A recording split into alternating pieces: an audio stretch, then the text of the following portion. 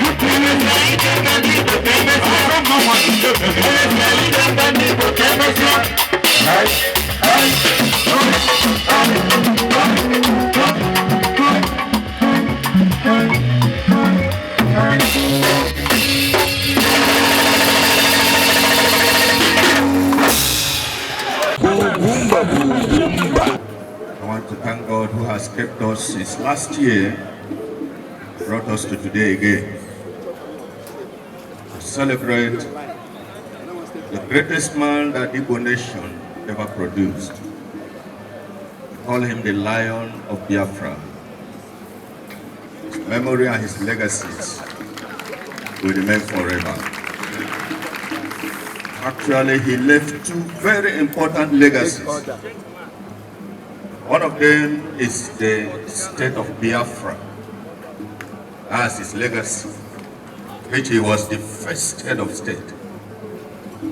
The second one is the Ahera Declaration, which an erudite professor here today is going to enlighten many of us about. So because of that, I will go straight to prayer. I want to remind us of 2 running prayer points we have raised on this altar in the past few years.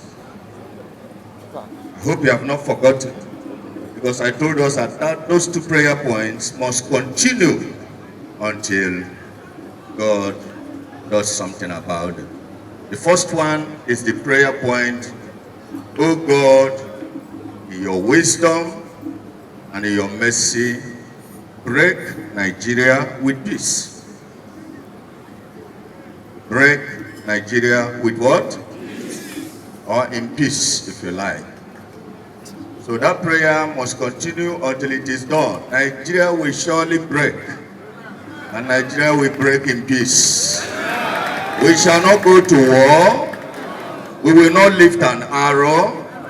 But the God of heaven, who is the God of nations, who has laid the boundaries of the nations and given them their times and their seasons, because the time of Nigeria is up, God will surely break this nation in peace, so that all those who are entrapped in the evil forest will find the space to fulfill their destiny, the black destiny in the world. Can I hear amen to that prayer?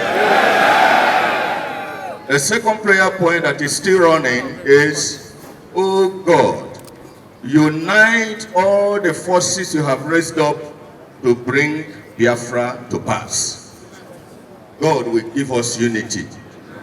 I don't know how He's going to do it, but He's going to help us, so that this spirit of competition and draw him down and pull him down and destroy him, God will take it away from our midst. And all the forces, by whatever names they are called, God will gather them together and they will give us Biafra. If you believe that prayer, can I hear also an amen? As we are praying for the physical restoration of Biafra, we are also praying for the soul of Biafra, the spirit of Biafra. Biafra is a Christian state. So I want to welcome all of you in the name of the greatest of them all, the King of Kings and the Lord of Lords, the conquering Lion of the tribe of Judah, the Messiah, Jesus the Christ. He is going to be Lord forever over this land. No other God will displace him. I just want to remind those who want to take us back to the temple that God relocated from the temple.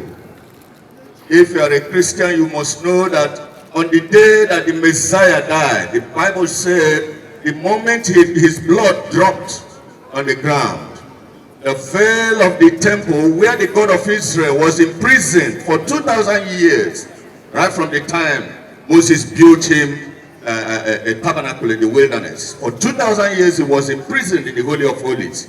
But that day, when Jesus died, the God of Israel escaped from the prison and he relocated to the free world. God is no longer in that temple. Praise God. God has raised up Jesus Christ as the last sign for all men. So those who are trying to take us back to the Jewish synagogue and the temple, please they should remember that this land is a Christian land.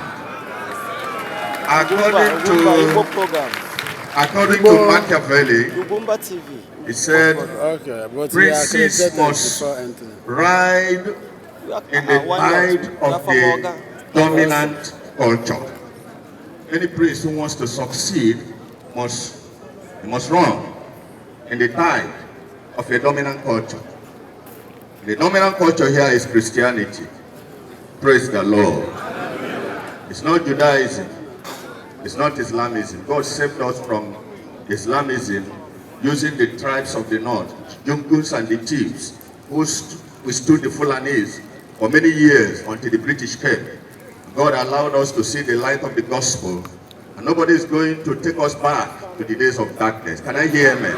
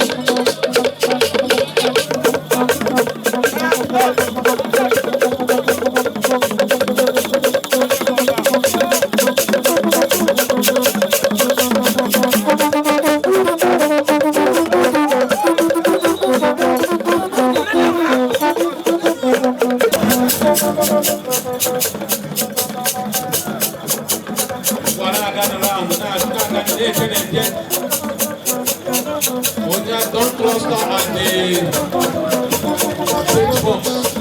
Don't cluster there. Please go round.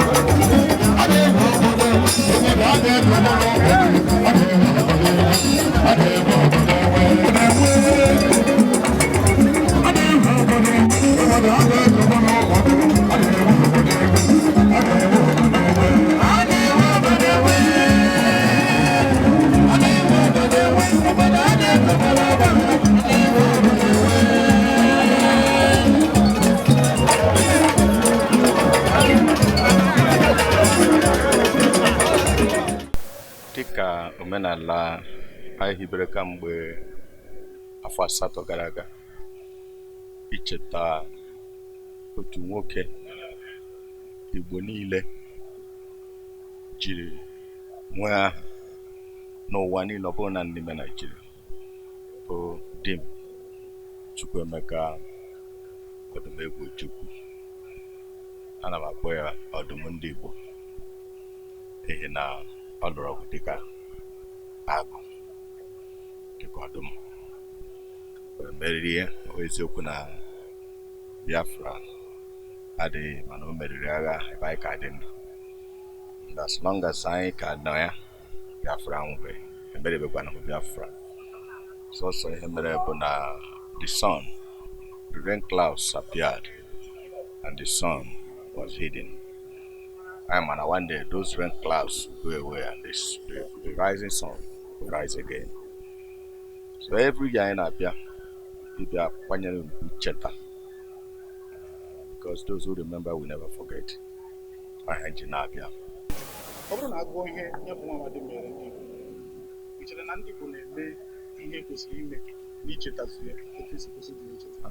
Ndị Igbo anyị emebeghị ihe anyị kwesịrị ime n'ebe Ojukwu nọ. Na ndị o jiri ahụ bụ na ndị niile ha na Ojukwu ka lụrụ agha ka bụ ndị na-achị Naịjirịa. Mana otu ụbọchị na ndị a, nobody plays the game forever. They will leave the scene. And then another thing ha ji mesi anyị ike ha bịara mebie history na our institutions. Ụmụaka niile n'ụwa taa nwere onye ma our history. Ọka nke na-agbawa obi karịa. Mana ahụgoro na anaghị agụ ya na school. Ihe ndị anyị na-eme quiz aga na-echetara onwe anyị ruo mgbe ndị niile ahụ bụ ndị anyị na ha lụrụ agha ka na-achịka ji obodo a taa ka ya bụ mgbe ha ga-agabiga. Dịka nkwu, the sun will rise again. Masị na ha na-emeta ọfụma, mana ama nụ agụụ na-agụ ha. Ihe anyị na-achọ bụ ka anyị nọrọ onwe anyị, ka onye ọbụla jiri ọnụ ya na-ekwu na-eche echiche ihe ọ ga-eme. Enwere ike ọ bụrụ maka ọgba aghara ka e wee chọta ihe a ga-eri ime na ha na uche a na-eruchara ha. Ọ bụrụ so etu afọ ibu na ebe ha na-achịkwa achị, obi a na-eluru ha na ebe ha na-atụ egwu ndị Yoruba, na-atụ egwu ndị Hausa. Mana anyị gbara anyị ama adịdị ka obodo nwee ozuzu oke na afọ ojuju na ọ bụrụ na anyị amara onwe anyị kwanyere ndị kwesịrị na a ga-akwanyere ugwu, ọkacha ya bụ Odumegwu Ojukwu, onye weta ihe niile onwe wee zọọ Igbo. Kwukwe ya kwuwe mgbe ọ ga-afọ ugbo a na-anọ ọgụ anyị ka dị obere, mana azụkwa n'ọgụ ihe a kwuru na ọ gwara ebe na ya ga-edi nwe isi colonization ndị British, ma ịnabatazi colonization nke ndị Arab ya ma na-ekweta maka ya. So na ihe mere na ndị anya da emetasịrị etu o kwesịrị, mana ọ ka mma ta osita adịba, mana ọ ka gbugbo osita adịba, mana ọ gbugbo.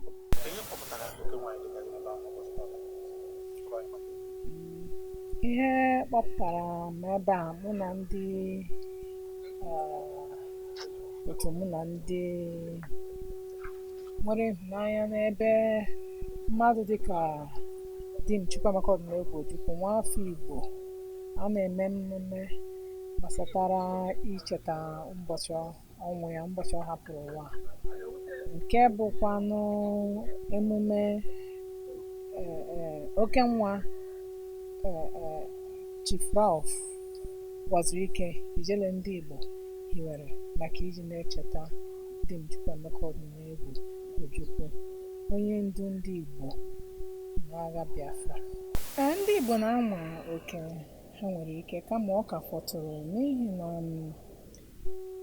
nwafọ Igbo ahụ ihe o mere ndị Igbo here nne otu o si dụọ ha n'agha, ya tinyekwana akụ na ụba nna ya were dụọ ha n'agha ahụ. Mgbe o si wee nye aka elu megide ha, mgbe ọ na-amaghị na o nwere onye Igbo ọbụla taga afọ na mba Naịjirịa, kama na ihe ha ga-eme hiri nne, ekwesịrị anọkọta aba otu ihe dị ọkpụrụkpụ aha ya niile echeta ya.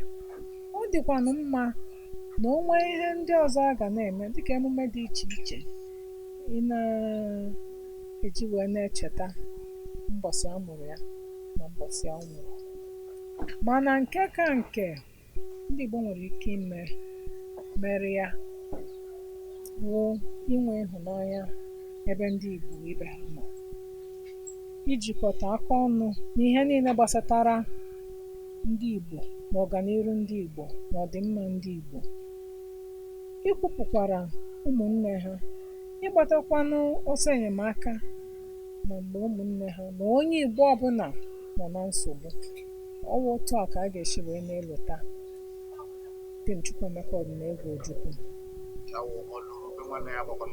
Ọwụ ya. Afọ m bụ Comrade Obijiekwu Ifediọra. Abụ m onye Adazinukwu Anambra. Na nke bụ eziokwu, asị m mba. Ihe m chọpụtara n'ihe gbasara Igbo anyị bụ na ọ na-abụ ndị pụta ọchịchị afụ na anya nwoke bụ nnukwu odogwu ga-abụ isoro n'azụ kpọrọ ịmakwute n'azụ ya ma ọ bụ were ahịa na ị ga-agafe ebe ị na-aga. Mana ihe na-ewute m bụ na mgbe ọbụla ya bụ ihe gachara, ha nwetachara ihe ha na-achọ, onwezi onye na-elote ebe o si were bido. Anọ ịhụrụ ka Iyom Anyanwụ Ụtụtụ Bianca Odinegwu Ojukwu na-ekwu okwu, ọ sị na o wutere ya afụgo m ọtụtụ ndị na-azụ ọchịchị jere nye ili ebe akwa sị ya nyere ha aka. Afụgo m ndị bịara nsị ya dị otu a, ọkachasị nke a na-akpọ Pọkodike bụ gọvanọ Anambra steeti. Ana m agwa gị nke bụ eziokwu na tata mụ na ya na-abịa ihe niile gbasara Ojukwu ma afọ ya niile ihe niile dị n'afọ ya o wepụkie dozie anya bụ ebe o si bido nya bụ njem.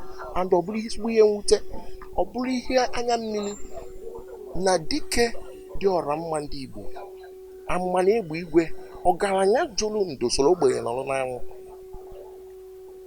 were akụ nna ya kpara. Let me quickly remind you, as at 1960, nne ya Nigeria, onye isi Nigeria stock is the richest man on Igbo, wee were akụ nna ya wee sị na emegburu ndị Igbo ka ndị Igbo nọrọ onwe ha.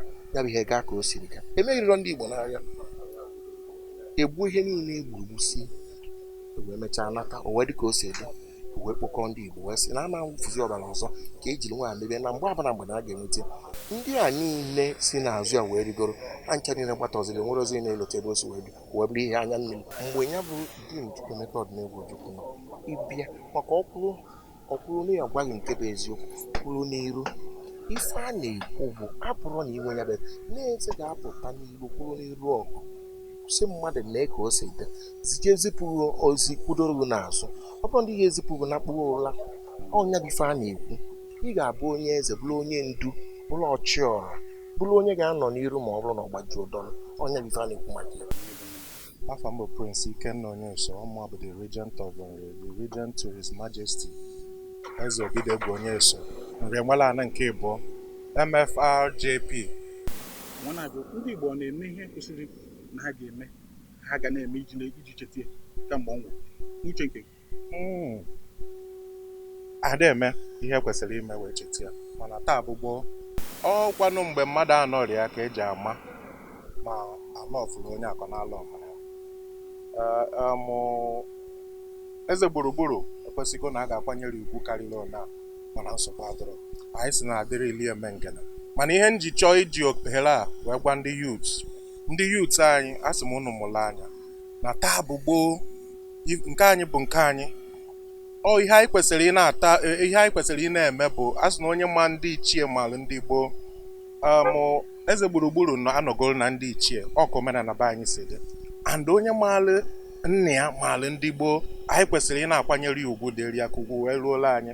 Anyị na-asịkwa ka ụmụazị kịta chetakwa na onwe ebe anyị si bido, na Lagos abụrụ ana Igbo, Abuja abụrụ ana Igbo, na ebe abụba anyị ha kaba arụ na-enelute anya n'ụlọ na akụlụ n'okwu ebe o si. Ọ bụ Barrister Stanley Mbaba. O nwere onye a ga-eme ga-ezuli ya maka ihe o mere anyị karịrị nke ọ bụla anyị emere ya. Ife Ikemba mere anyị ka nke ihe ọ bụla anyị nwere ike imere ya. O nwere onye anyị emere ya ga-ezu. So nke onye nwere ike imenwu ọ na-eme ka anyị wee na-echeta ya maka ndị ọzọ na-echetacha ndị nke fa. Mana olu na nke anyị ọ dịka anyị na-ada mba. Aha m bụ Uzodimma Nwala, Professor Uzodimma Nwala, President of IGBO Development Foundation. A na-emetụ ekwesịrị ime mmụọ ihe anyị na-eme zuru ezu dịka ihe nwanne anyị nwoke Ralph Ojukwu na-eme ọ dị nnukwu mkpa ka na-anọkọ ọwụwa na-adị n'ebe a gọọmenti niile dị n'ala Igbo kwesịrị na-eme mmemme iji wee na-echeta na Anambra nwere university ha nwere na which is a major event development, but they should do more than that. Ojukwu is a major figure, a historical figure, a part of our worldwide identity. Opurobios Igwejenga.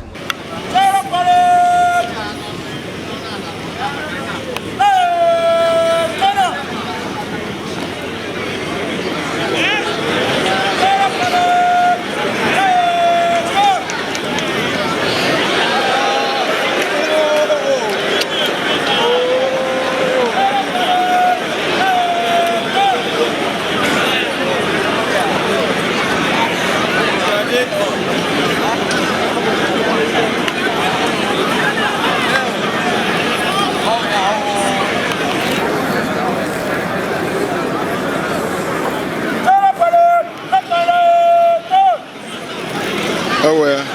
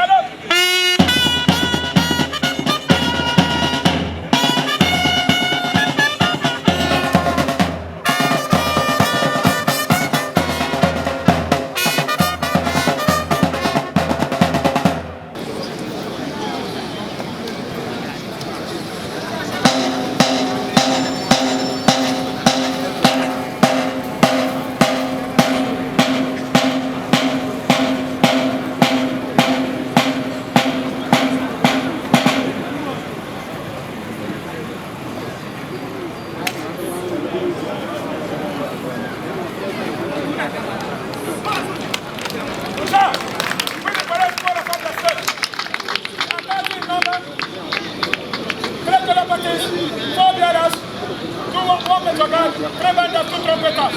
Sir, we are here for you to call His Excellency Dr. Ojukwu for expectation, for inspection.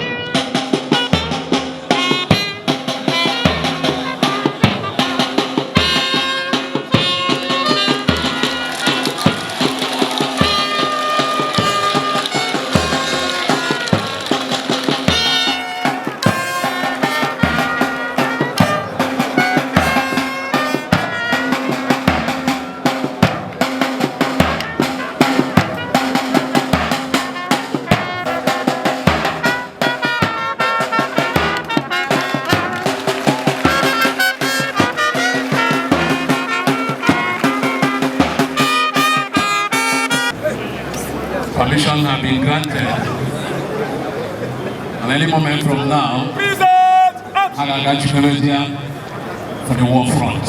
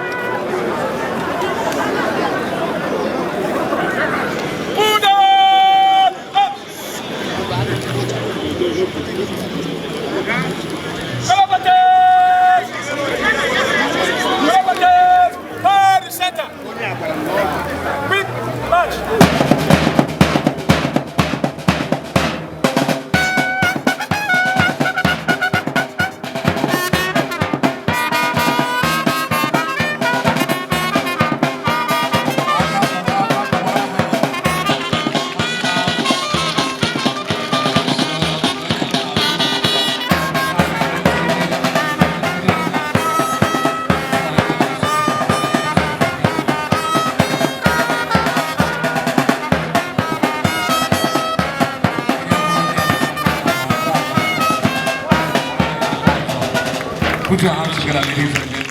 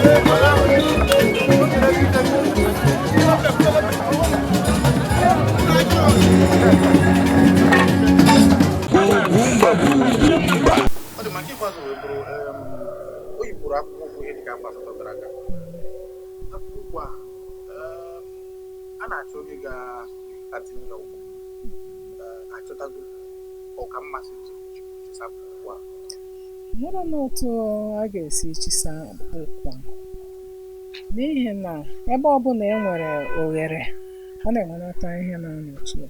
Ihe na-anọchi ya nwere ike ọ gaghị emechiche oghere ahụ kama na ihe niile a na-eme n'ụwa na-abụ ka ihe na-aga n'ihu ka a hapụ ikwu otu ebe. Ọ bụ eziokwu na ọ hapụrụ akpụkpọ ụkwụ buru ibu kama na oke nwa ijele ndị Igbo rafụwaziri ike na anwa okenye ọ na-enwe ike ya. Otu a pụtara anyị nọrọ ebe a wee na-echeta Tim Chukwuemeka Odumegwu Ojukwu. Ọ bụ naanị Chief Ralph waziri ike ma onye na-eme mmemme eji echeta ya. Ọ bụ sọsọ oke nwa Ralph waziri ike na-anọkọta otu ọ kpọkọ ụmụ Igbo kpọkọ ndị ntiche mba dị iche iche ka ha gbakọ ọnụ wee na-echeta nwoke a. Ọ dị ka esi a ga-enwe Jesus Christ, enwenye under Jesus Christ. Onye ọwụwa peseta ihe anyị nwere ike imeli bụ scratch at what he had done. Onye nọchi Ojukwu ọrara ahụ mmadụ dị etu ahụ na-apụta once in about 200 to 300 years. Ikwu 100 years ọ dị ka ọ bụ ya. Once in about 200-300 years nweta ụdị mmadụ dị etu ahụ. Maka na circumstances na-eme ka hero. The circumstances that made him before na-abịakwa again ọ gara. And above all, before na-enwekwa onye nwere ike ịkwụrụ otu si kwụrụ to the end. Ọ rapụrụ obere ahụ. Mmadụ nwere ike bụrụ onye ọ bụ mana ọma mbụ Ikemba. Ya ọsị hapụgodo akwụkwọ ha na-agụ. Ife na-ekwu bụ na akpụkpọ ahụ o yiri isi na mmadụ ga-eyi nwe bụ na isi na onye a ga-eme ihe o mere. Ọ ife na-ekwu. Ife na-achọ ịkọwa bụ na onye na-eme ya mebe ihe ọ na-eme mana akpụkpọ ahụ karịrị onye ọbụla iyi ya ka na-ekwu. Kama ịbịa ificha ya eficha edozi akpụkpọ a na-eme akpụkpọ a na-echeta ya. Ọ ife mmiri. Ọ bụ ya bụ ihe anyị ji na-ekele ijere ndị Igbo bụ Chief Ralph waziri ike onye malitere the Biafran consciousness na oge nke anyị. Mgbe ọ malitere Biafra, mmadụ ikwu Biafra wụ ime ụdọ. Mmadụ ga-achọrọ ka mana onye ha chịrị ụdọ ga-amagbu onwe. Mana ya nwa bụ fearless man who dared the tigers. Okwu okwu Biafra. Ọkwa anya nwa bụ onye tata wee arọ na-echeta n'anya ukwu a kwa arọ. Ibu ndị Igbo kwesịrị ibu ya nwa na-ebu ya n'onwe ya. So ana m ekele ekele pụrụ iche. Opurobios Igwe Ejenga.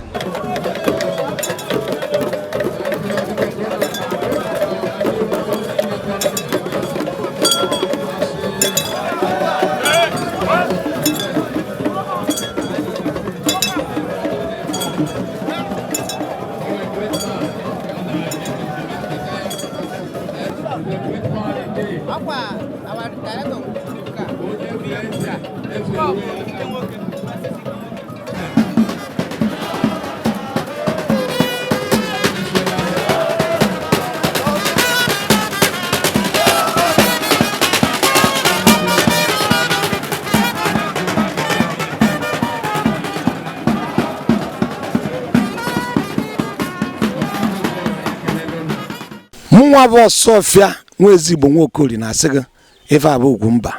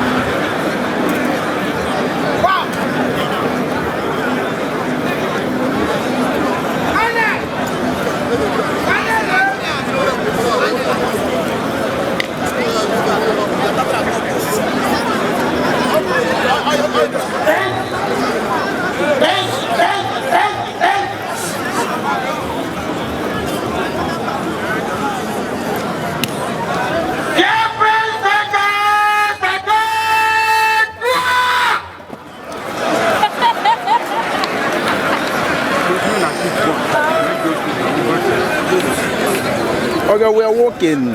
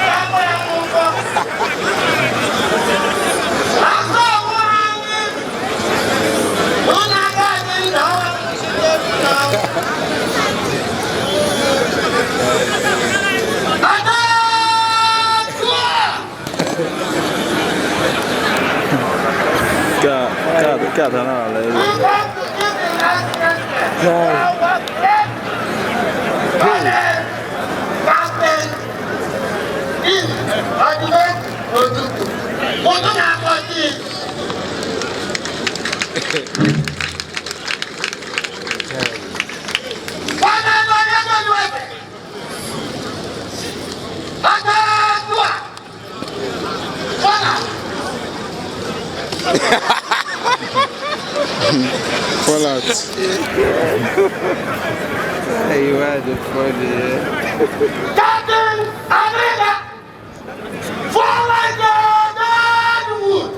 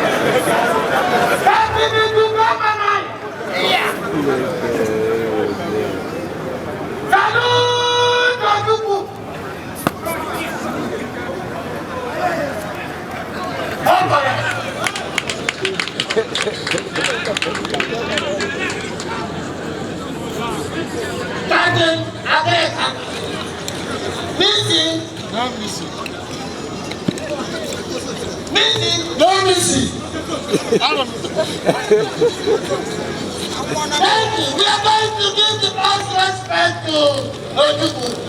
Okay.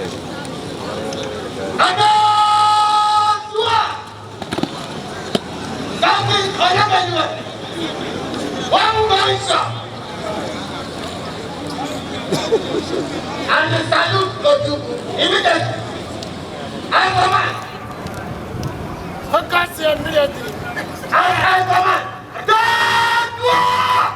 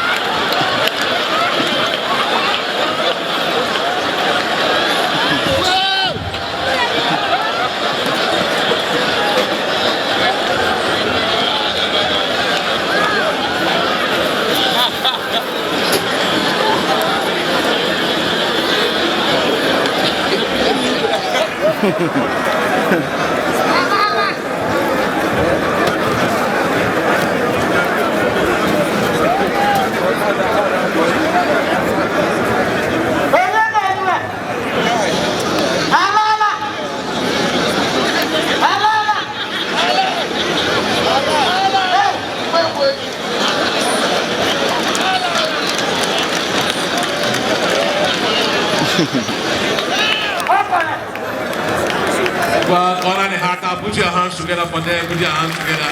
Thank you. Una baliala. Atro Suriana, Abatan, Bayamugamwa, Jeretaya, Abachaya. Well, all the heart.